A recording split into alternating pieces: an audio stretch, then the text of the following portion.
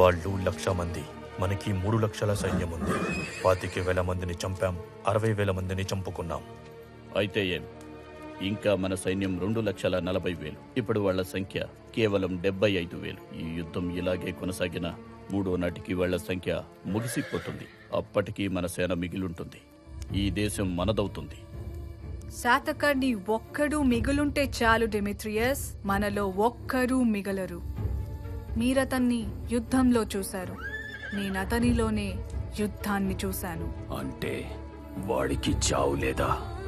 ఉంది. దాని పేరు ఎథీనా.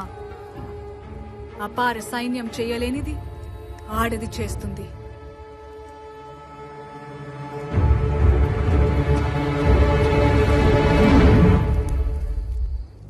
రోజులు గడిచే కొద్దీ మన సైన్యం నశిస్తూ ఉంటుంది.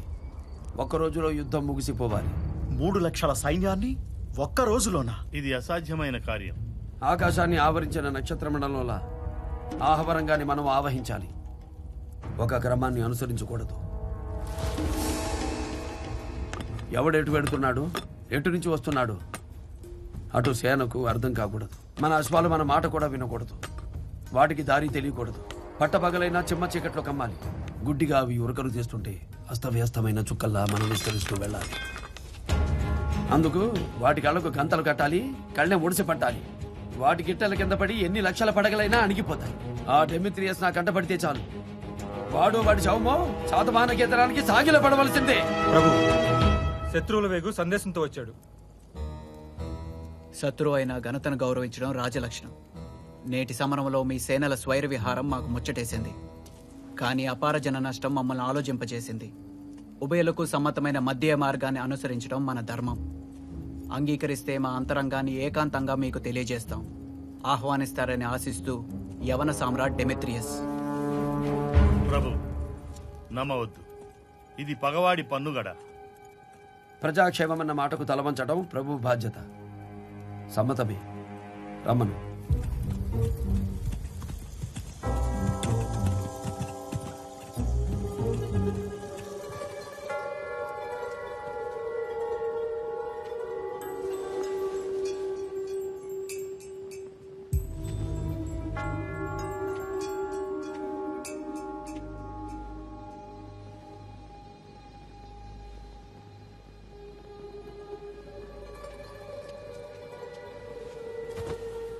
ఏ ధైర్యంతో గ్రీకు సేనకు ఎదురొస్తున్నారు? మీరు పురుషోత్తముడి కంటే గొప్పవారా, చంద్రగుప్తుడి కంటే శౌర్యవంతులా? నాడు నీ నాట్యం చూసి నెమలవే అనుకున్నా. పగవాడి పౌరనివా? సింహాసనం మీది, శాసనం మాది. పాలకులు మీరే, పాలన మాత్రం మాది. సరే అంటే నేను కూడా నీ దాన్నవుతాను.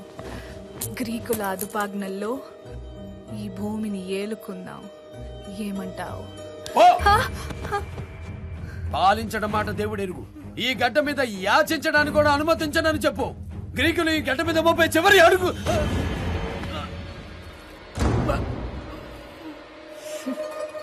ఇప్పుడు నీ రక్తంలో ఉంది రోషం కాదు, విషం. ఈ కాలనాగు కక్కిన కాలకూట విషం.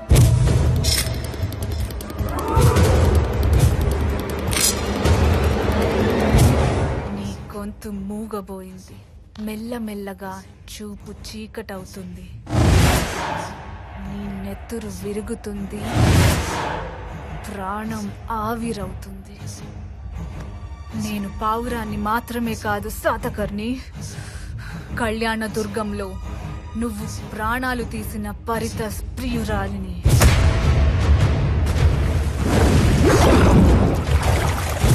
నీ మరణం నా పరితస్కి నేనిస్తున్న బహుమానం.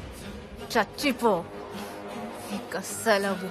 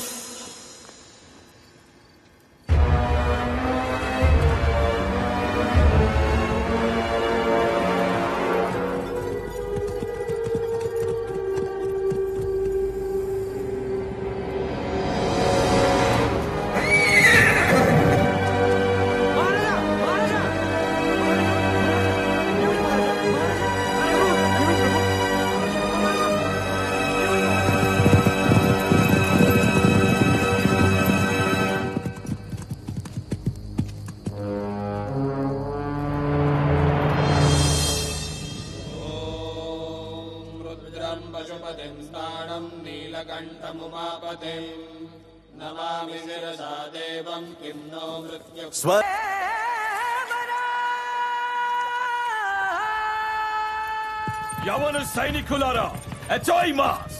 అవి చిరిగిన జెండా ముక్కలు. యవన సేన చేయి కదిలిన ఆ గాలికి కొట్టుకుపోతాయి.